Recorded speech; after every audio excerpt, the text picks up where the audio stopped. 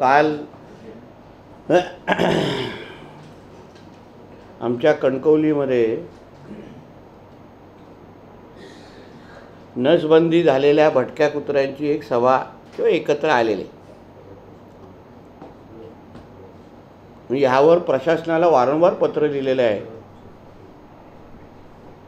की भटक्या कुत्र्यांचा त्रास ते पण नसबंदी झालेल्या हे सिंधुदुर्गच्या जनतेला वाढत चाललेलं आहे आणि त्यावर जिल्हा प्रशासनाने खरंच लक्ष घालावं अशी विनंती मी वारंवार जिल्हाधिकारी आणि जिल्हा प्रशासनाला केलेली आहे.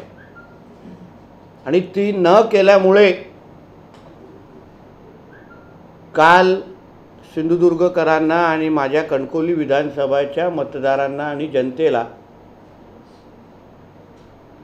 रविवारच्या दिवशी नाहक त्रास झाला. मला असंख्य माझ्या मतदारांनी फोन केले, संपर्क साधला आणि त्यांनी चिडून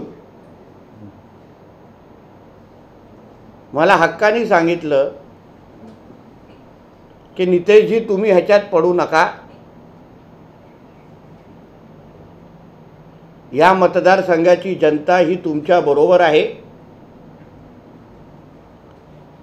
आणि ज्यांनी ज्यांनी तुम्हाला काल शिवाशाप दिला,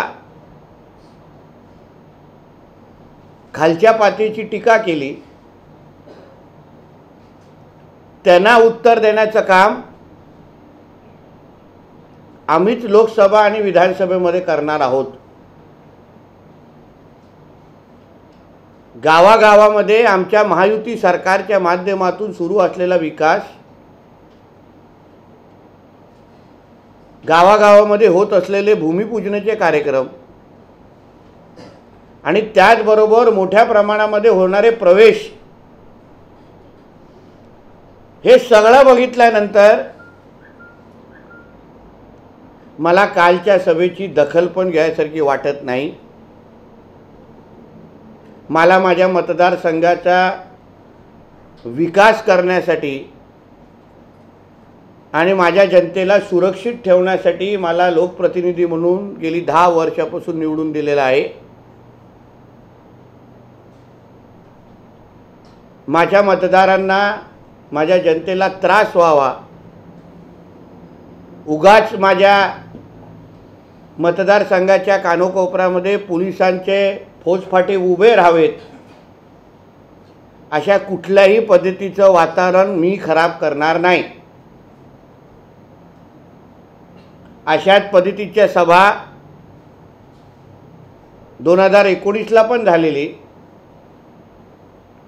हेच उद्धव ठाकरे तेव्हा आलेले त्यांच्या उमेदवाराच्या प्रचारासाठी. दुसऱ्यांना गद्दार बोलवतात, पण उद्धव ठाकरे हा किती मोठा गद्दार आहे हे या कणकवली मतदारसंघाच्या निमित्ताने महाराष्ट्राच्या जनतेने पाहिलं होतं. राज्यामध्ये युती, पण इथे भारतीय जनता पक्षाबरोबर गद्दारी.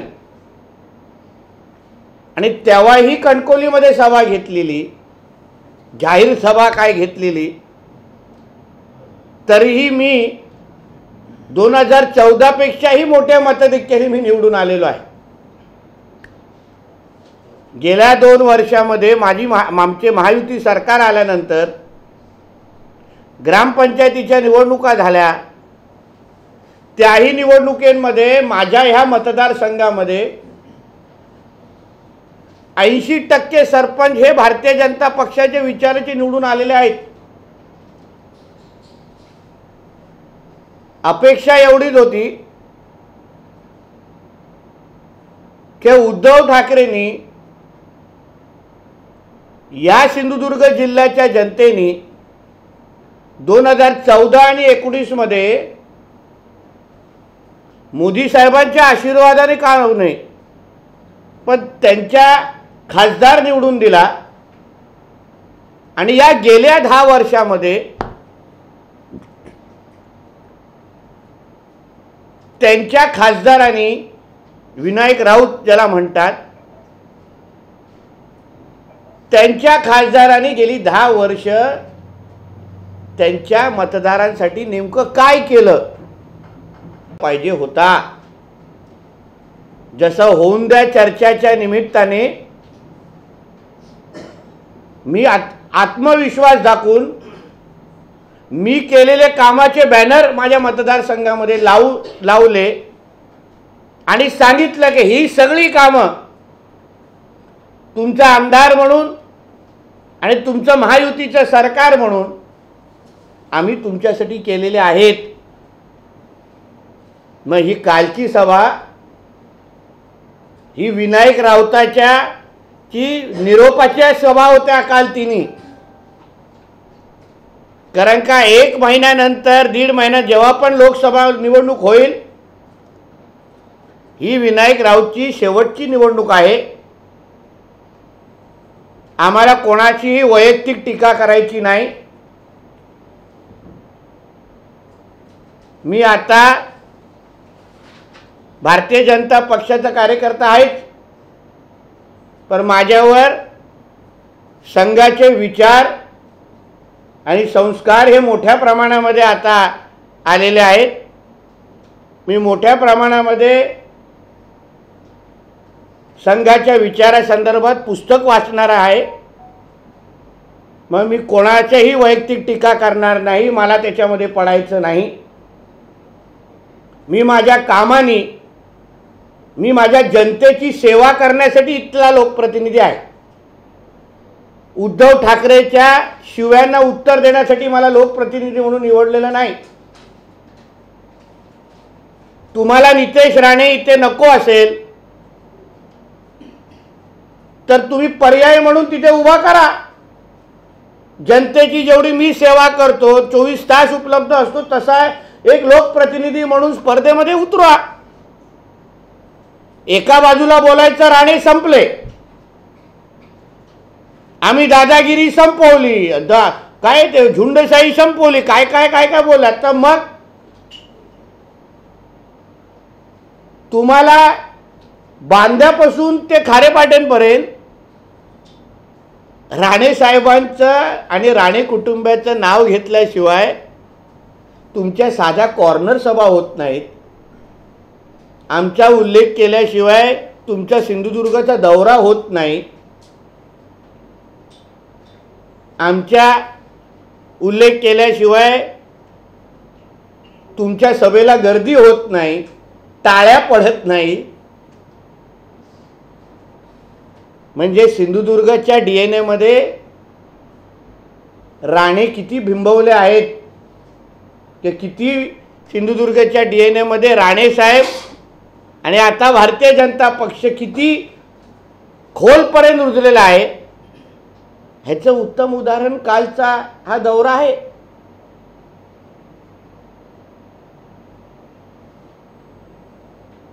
म्हणून यापुढे तुम्हाला कोणाला हे जे काही उभाटाचे कोण लोक आहेत त्यांची अपेक्षा आहे की माझ्या मतदारसंघाचं वातावरण मी खराब करीन, राडे करत बसीन,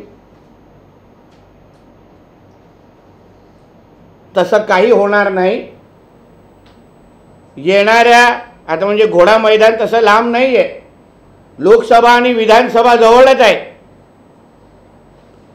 या लोकसभेमध्ये सिंधुदुर्ग रत्नागिरीचा महायुतीचा जो पण खासदारचा उमेदवार असेल त्याला जिंकवण्यामध्ये किंवा जिंकून आणण्यामध्ये कणकवली मतदारसंघाचा सिंहाचा वाटा असेल। माझे मतदार जेवढ्या मला शिव्या काळ घातल्या, जेवढ्या खालच्या पातळीची टीका केली, त्याच्या सगळ्याचं प्रतिउत्तर हे येणाऱ्या लोकसभेमध्ये जनता हे लोकांना देईल एवढा माझा ठाम विश्वास आहे। तुम्ही इथे येऊन मोदीजी असतील, आमचे देवेंद्र फडणवीस साहेब असतील, सगळ्या लोकांना टीका एका बाजूला करता। मग मला उद्धव ठाकरेंना आज पण विचारायचे, जास्त लांब गेले नाहीत, राजापूरला जायत, नंतर कदाचित रत्नागिरीला पोचले असतील. आत्ताही सांगतो, तुमच्या मुलांच्या डोक्यावर हात ठेवून सांगा महाराष्ट्राच्या जनतेला की तुम्ही भारतीय जनता पक्षाबरोबर परत युती करण्यासाठी किती प्रयत्न करता आहात. पलटी मारण्यासाठी तुम्ही आतुर आहात. कोणाला कुठे, मुंबईच्या कुठल्या हॉटेलमध्ये, दिल्लीच्या कुठल्या गेस्ट हाऊसमध्ये कसे फोन जात आहेत, कशा बैठका होत आहेत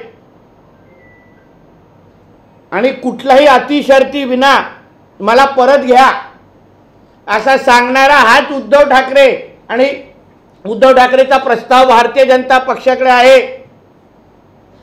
त्याबद्दल काय करायचे आमचं पक्षश्रेष्ठी बघतील. मग तुम्ही कुठल्या तोंडाने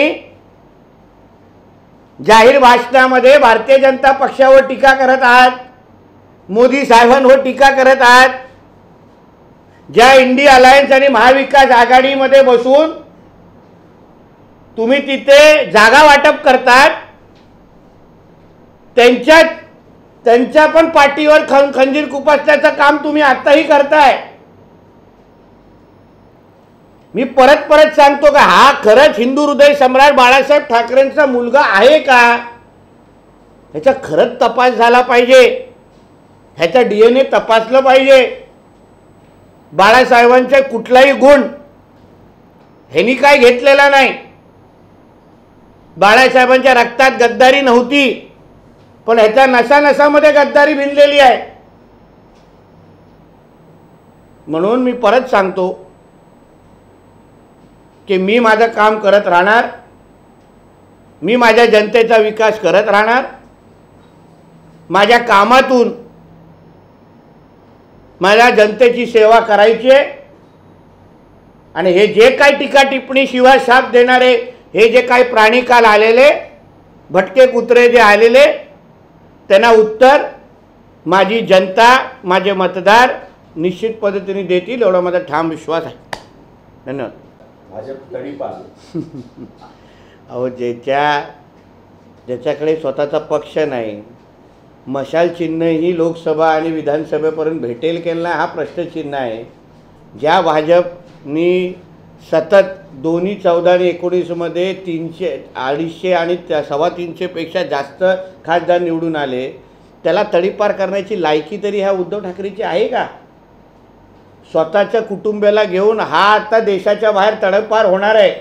थोडा त्या दिशा साल्यांच्या केसचा निकाल लागून दे, मग कळेल महिलांवर अशा पद्धतीचा अत्याचार केल्यानंतर काय अवस्था होते आणि मग कसं तडीपार व्हायला लागतं ना, हे येणारा काळ दिसेल.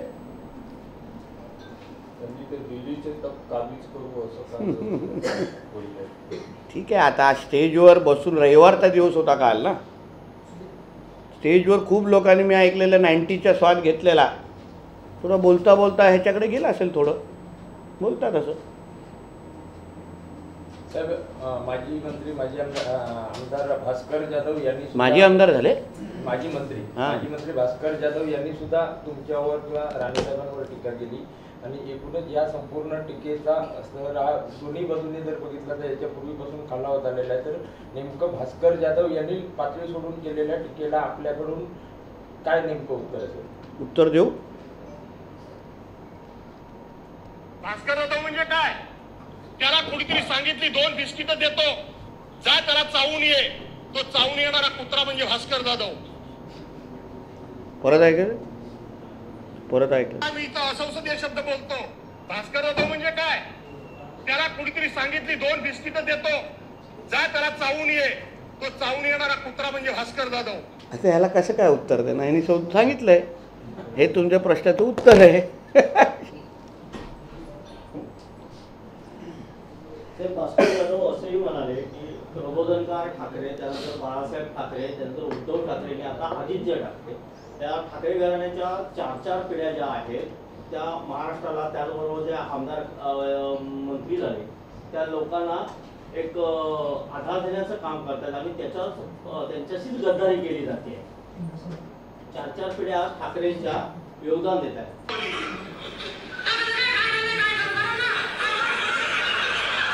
हे बघा एका पिढीबद्दल भास्कर जाधव बोलत आहेत.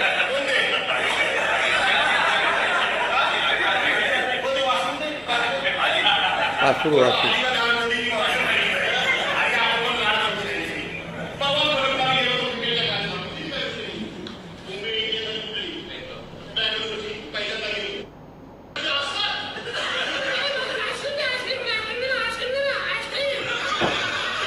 अरे नावे असं कसं काल त्यांनी विचारलं ना, याच्यात मजा नाही थोडं ह्याच्यात थेट बाळासाहेबांवर टीका केली आहे. तुम्हाला अजून डिटेल देतो.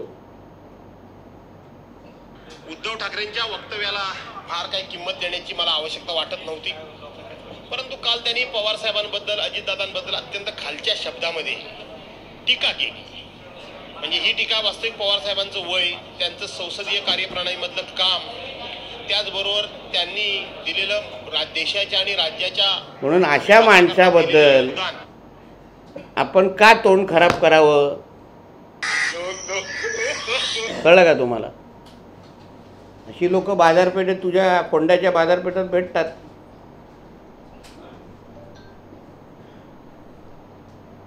आणि उद्धव ठाकरेला आजकाल अशीच माणसं चालतात रे बाबा. अजून घाणेरडा होता पण ते भेटत नाही. काल त्यांनी नरेंद्र मोदी पंतप्रधान सिंधुदुर्ग किल्ल्यावर गेले नाहीत आणि शिवरायांच्या मंदिराचे दर्शन घेतले, ही एक मोठा विषय त्यांनी मांडला होता. कोणी? उद्धव ठाकरे यांनी. सिंधुदुर्ग काय? सिंधुदुर्ग किल्ल्यावर गेले नाही, पंतप्रधान मोदीच्या दौऱ्यावर आले होते. अरे बाबा, जो सन्मान आदरणीय मोदी साहेबांनी छत्रपती शिवरायांचा आणि सिंधुदुर्ग किल्ला आणि सिंधुदुर्गात आणि कोकणाचा केला ना, त्याच्यात एक पट पण ह्या उद्धव ठाकरेंनी त्याच्या आयुष्यामध्ये केलेला नाही. म्हणून त्यांनी कोणाबद्दल बोलतो ह्याची थोडी लायकी बघून स्वतःची बोलावं. आज पंतप्रधानांच्या त्या दौऱ्यामुळे तुम्ही त्या राजकोटच्या या परिसरामध्ये जावा, किती पर्यटक तिथे फिरतायत, किती तिथे गर्दी वाढलेली आहे, आजूबाजूच्या लोकांचे व्यवसाय किती वाढलेले आहेत. हे अशा या तीनपाट लोकांना नाही कळणार हो. पंतप्रधान आहेत ते, हा पोलीस पाटील बनण्याच्या लायकीचा नाही.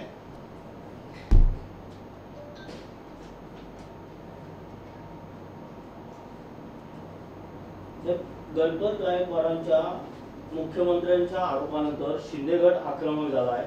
मुख्यमंत्र्यांवर आरोप करून घेतले जाणार नाही, गायकवाडांवर कडक कारवाई करा अशी मागणी शिंदेच्या मंत्र्यांनी फडणवीसांनी केली. मला असं वाटतं त्या बाबतीची भूमिका आमचे आदरणीय फडणवीस साहेब आपल्या सगळ्यांच्या समोर मांडतील. आता नेमकं काय आरोप झाले, काय मंत्रिमंडळात झाले हे अजूनपर्यंत मला माहीत नाही, पण त्या बाबतीची माहिती आमच्या आदरणीय देवेंद्र फडणवीस साहेब देतील.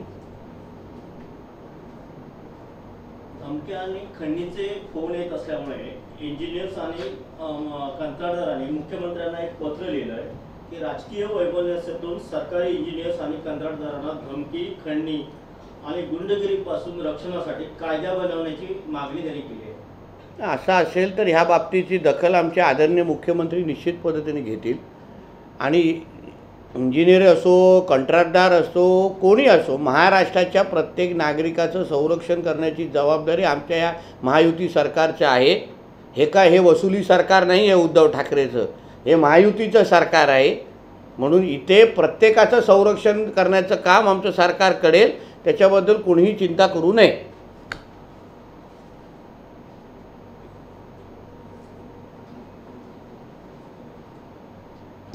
कालच्या साहेब सभेमध्ये एकूणच जर बघितलं असेल तर राणे कुटुंबीय हे टार्गेट केलं गेलं होतं आणि त्या पार्श्वभूमीवर जर बघितलं तर राणे कुटुंबियांवर सगळ्याच शिवसेने ठाकरे गटाच्या नेत्यांकडून वक्त्यांकडून आरोप केले गेले.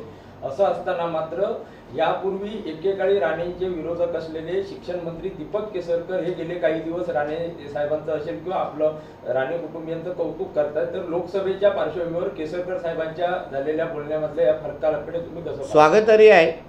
आणि काल जे स्टेजवर होते तेही भविष्यामध्ये त्यांचंही चॅनल बदलेल एवढा माझा विश्वास आहे.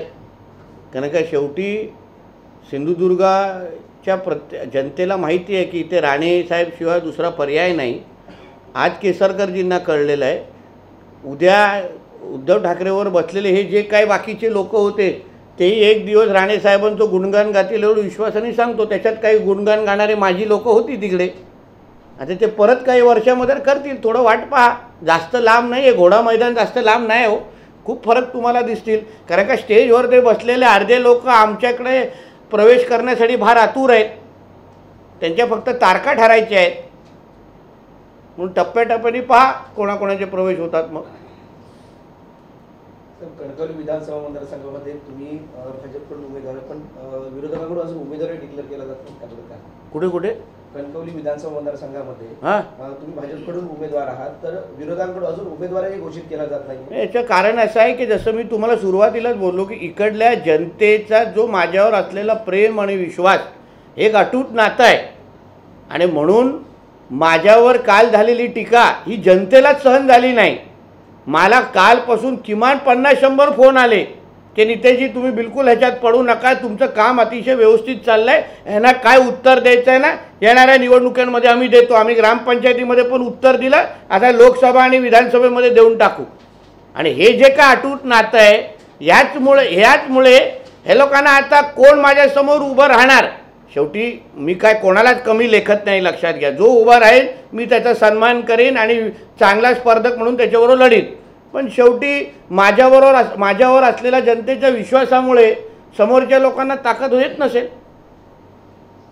ठाण्याचे माजी महापौर नरेंद्र म्हस्के म्हणत आहेत की शिवसेना प्रमुख असताना लाखो लोक यायचे सभेला, आणि तुमच्याकडे आता 100 लोकांमध्ये पण सुद्धा सभा घेता हे वाईट वाटतं. आणि तुमचा त्यांनी उल्लेख केलाय, त्यावेळी नितेश राणे तुम्हाला बोलले होते की आम्ही लोक तुम्हाला देतो त्या ठिकाणी सभा घ्या म्हणून. मग आता कालच्या कणकवलीच्या सभेमध्ये तुम्ही बघा किती कणकवली विधानसभेचे लोक किती होते, राजापूरचे किती आलेले, मग आजूबाजू म्हणजे जिल्ह्याच्या उर्वरित ठिकाणापासून कसं मागवलेलं. म्हणजे ह्या ज्या विधानसभेमध्ये तुमची 100-200 लोक पण त्या विधानसभेची जमत नाही, तुम्ही कशाला त्या आमदाराला लोकप्रतिनिधीला आणि त्या मतदारांच्या नादी लागतात. म्हणून जे म्हस्के बोलले ते बरोबरच. अहो आमच्या हिंदू हृदय सम्राट बाळासाहेब ठाकरेंची लाखोची सभा झालेल्या आहेत. कोकण हा शिवसेनेचा कणा आहे असं आदरणीय बाळासाहेब म्हणायचे.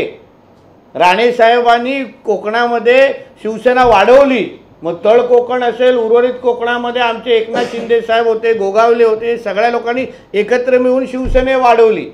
आणि आता बघा कॉर्नर सभा घेत फिरतायत, म्हणून बायकोला घेऊन फिरायला लागतंय. हे चुकून चप्पल आली तर उगाच तिला लागता कामा नाही, अशी अवस्था आहे. काल ऐकलं वैभव नाईकांच्या घरी राहिले, मला वाटतं विचारायला गेले असतील की तुझ्याकडे एवढी संपत्ती आली कशी, आणि आलेली संपत्ती मातोश्रीवर का दिली नाही. वहिनी बसल्या असतील काल हिशोब करण्यासाठी. अँटी करप्शनची एवढी मोठी रेड पडते म्हणजे तुझ्याकडे खूप पैसा आहे वैभव, मग तो मातोश्रीवर का पोचवला नाही, हे हिशोब करण्यासाठी काल रात्री राहिलेले असतील असा माझा अंदाज आहे. साबण आणि टॉवेल घेऊन जातात, आम्हाला अनुभव आहे असा जुना. आमच्याकडे पण राहायचे कणकोलीच्या घरी, साबण आणि टॉवेल गाडीत टाकतात डायरेक्ट. जसं आता तुम्ही वैभव या नावाचा उल्लेख केला, भास्कर जाधव असं भाषण करताना वैभव म्हणायचे 4 वेळा उद्धव. अहो ही उद्धव ठाकरेची तो न कळत इज्जत काढत होता. बाळासाहेब असताना कोणाची हिंमत झाली असती का, असं आहे बाळासाहेबांना एकेरी नाव घेण्याची. म्हणजे उद्धव ठाकरेला हे माहीत नाही, तो भास्कर जाधव त्याची इज्जत काढत होता आणि बोलतोय नसामध्ये उद्धव भिनला. अरे बाबा तुझी इज्जत काढली त्यांनी. कार्यकर्त्याला एवढी हिंमत होता कामा नये आपल्या पक्षप्रमुखाचं एकेरी नाव घेण्याचं. आमचं चुकून पण आमच्या नेतृत्वाचं नाव असं निघत नाही, आणि हेच तो उद्धव ठाकरेला कळलं नाही. अहो हाच भास्कर जाधव, मी जबाबदारी तुम्हाला सांगतो, सगळ्यांना सांगायचा आदित्य ठाकरे हा समलिंगिक आहे, गे आहे, तो मुलाशी लग्न करणार आहे. आमदारांमध्ये पेज लावायचा तो आमच्या विधानसभेच्या कॉरिडॉरमध्ये बसून की हा भाग महिलेशी लग्न करणार नाही, हा पुरुषाशीच लग्न करणार. पुरावे आहेत 2-3 आमदाराचे माझ्याबरोबर. हाच तो आता उद्धव ठाकरेचे गुणगान गातो, हाच रश्मी ठाकरेचे गुणगान गातो. अरे त्याच्या मुलाला गे बोलवायचा तो का पुरुषांबरोबर ह्याची लफडी आहे. आणि काय भास्कर आणि हे लोकांचे म्हणून बोललं ना कुत्रा. आता स्वतःचाच भासतो, स्वतःला अगर बोलत असेल की बिस्किट फेकून मी कोणालाही चावू शकतो, तर त्या माणसाबद्दल आपण कमीच बोललं पाहिजे. आणि त्या पायीचा 2-3 आमदार ज्यांच्यासमोर पैज लावले ना त्यांना पण मी बसू शकतो पत्रकार परिषदेत. एसीबीची चौकशी यांच्या घरी जेव्हा चौकशी झाली त्यानंतर त्यांची संपत्तीची जी मोजमाप केलं त्यात बाळासाहेबांच्या खुर्चीची किंमत ठरवली गेली. आज उद्धव ठाकरेंनी असं म्हटलं की बाळासाहेबांच्या खुर्चीची किंमत मोदींना विचारा. बाळासाहेबांच्या खुर्चीची किंमत, बाळासाहेबांच्या व्यक्तिमत्वाची किंमत आदरणीय मोदी साहेबांना चांगलं माहिती आहे. पण तुला स्वतःच्या वडिलांच्या रुद्राक्षाची किंमत माहिती होती का? जी माझ्या माहितीप्रमाणे तुम्ही कचऱ्यामध्ये टाकून दिली आहे. जे रुद्राक्ष बाळासाहेब घालायचे स्वतः ते या उद्धव ठाकरेंनी कचऱ्याच्या डब्यामध्ये टाकून दिलेले आहेत.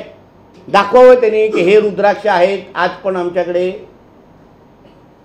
म्हणून मोदीजींना बाळासाहेबांची किंमत चांगल्या पद्धतीने माहिती होती. पण तुला स्वतःच्या बापाची कधी किंमत माहिती होती का? बाळासाहेब हा किती उंच माणूस होता, काय त्यांचा व्यक्तिमत्व होता हे उद्धव ठाकरेला कधीच कळणार नाही. म्हणून तो बोलतो ना माझा बाप चोरला. बाळासाहेबांना लहान करणारापैकी हा उद्धव ठाकरे आहे. त्याला नाही कळणार बाळासाहेबांची किंमत. साहेब, उद्धव ठाकरेंच्या दौऱ्यामध्ये यापूर्वी ज्या कणकवलीच्या घटना यापूर्वी झालेल्या होत्या त्यामध्ये ठाकरेंच्या गाड्या अडवल्या गेल्या होत्या किंवा राडा संस्कृती म्हणून एक कणकवलीची यापूर्वीची ओळख होती ती गेल्या काही वर्षात पुसली गेली. मात्र कुडाळमध्ये उद्धव ठाकरेंच्या गाड्यांचा ताफा अडवला गेला. काय सांगाल नेमकी जिल्ह्यात अशी अडवणूक केली भाजपच्या कार्यकर्त्यांनी? बघा आमचा सगळ्यांचा प्रयत्न असतो. कारण आता आमच्या जिल्ह्यामध्ये मोठ्या प्रमाणामध्ये गाव चलो अभियानाचे कार्यक्रम सुरू आहे. गावागावामध्ये आमचे कार्यकर्ते जाऊन मोदी साहेबांच्या कामाची माहिती देण्याचे कार्यक्रम मोठ्या प्रमाणावर सुरू आहे. पण शेवटी अगर तुम्ही राणे साहेबांना, भारतीय जनता पक्षाच्या आमच्या नेतृत्वाला अगर तुम्ही खालच्या पातळीची टीका करणार असाल तर सगळ्याच कार्यकर्त्यांना कंट्रोल करणं हे आमच्या हातात नसतं. काही लोक त्या पद्धतीने रिॲक्ट होतात. पण मी तर माझ्या मतदारसंघाच्या कार्यकर्त्यांना सांगून टाकलेलं काही दखल घ्यायची नाही, गरज नाही. आपल्याला विकास हाच आपला प्रमुख मुद्दा आहे आणि ह्यावर आपल्याला जनतेची सेवा करायची आहे. जनतेला या सगळी गोष्टी बिलकुल आवडत नाही. अंबादास दानवे विरोधी पक्षनेते येत आहेत 9 फेब्रुवारीला. कुठे येत आहेत? मग इथे जास्त फ्लडलाईट लावायला लागतील. जनता दरबाराचं आयोजन करण्यात आलंय. चांगलं आहे, जनता दरबार घ्यावं त्यांनी, हरकत नाही. मग त्यांच्या खासदारांनी काय दिवे लावले तिकडे हे त्यांना कळेल आणि ते दिसायला पाहिजेत म्हणून आम्ही पण जास्त दिवे लावू. कणकवली मतदारसंघाच्या आमदार अर्थात नितेश राणेंचं प्रश्न महाराष्ट्रात पसरत आहे. त्यामुळेच कुठंतरी शिवसेनेकडनं झळपळाट होते अशा पद्धतीची चर्चा सुद्धा मतदारसंघात आहे. त्यामुळे तुम्ही काय नक्कीच आहे ना. कारण काय लक्षात घ्या, माझ्या मतदारसंघामध्ये जेव्हा जेव्हा निवडणुका झाल्या आहेत तेव्हा उबाटाला इथे शिरकाव पण करायला भेटत नाही. मोठ्या प्रमाणामध्ये माझ्या इथे पक्षप्रवेश सुरू आहेत.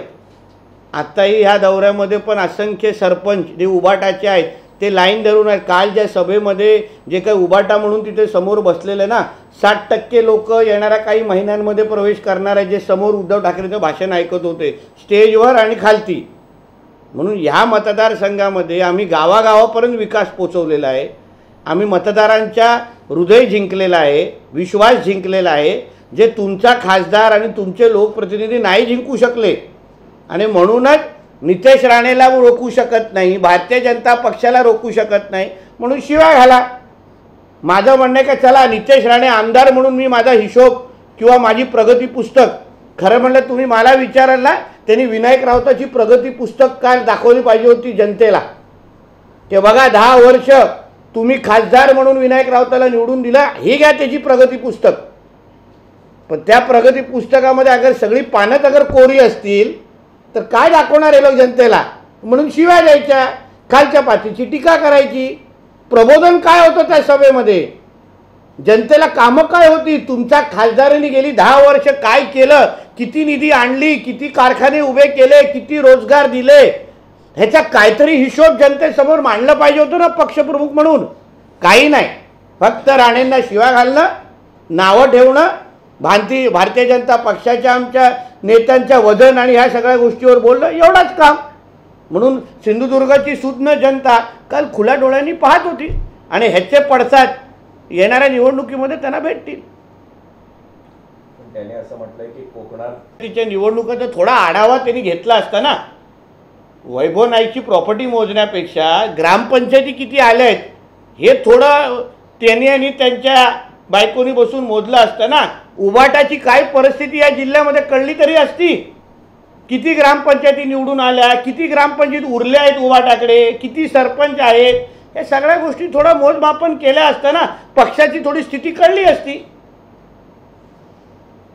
कालच्या सभेच्या व्यासपीठावर शिवसेनेच्या पदाधिकाऱ्यांकडून भाषण करताना काही जिल्हा प्रमुख आहेत संदेश भरकर यांच्याकडून उद्धव ठाकरेंचा भावी पंतप्रधान असा सुद्धा उल्लेख केला गेला.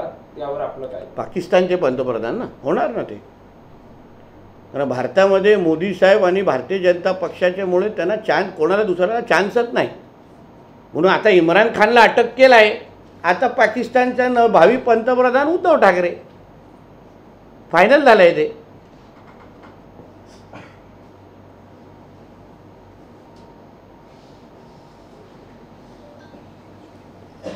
धन्यवाद. ताज्या अपडेट्स आणि ताज्या बातम्यांसाठी आजच सबस्क्राईब करा आपला Sindhudurg digital news channel. Like करा, शेअर करा, कमेंट करा आणि महत्त्वाचं म्हणजे बेल आयकॉनला क्लिक करायला विसरू नका.